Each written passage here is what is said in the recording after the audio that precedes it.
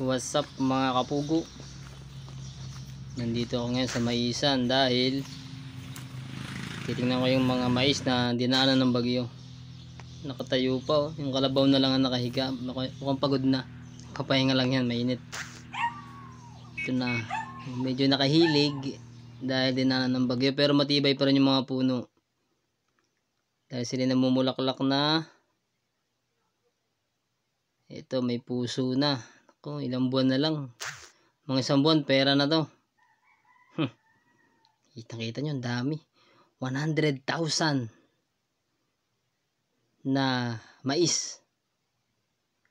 Napakalawak, may bulaklak na yan lahat. Napakagandang tingnan. Marami na lumalapit ditong mga mamamakayaw. Itong ibabaw niyan, oh, nakahilig dahil sa bagyo. Pero talagang hindi sila bumigay. Kahit ilang araw ang bagyo. Ang dami. Yan. Marami nagaganito, kaya subukan nyo rin.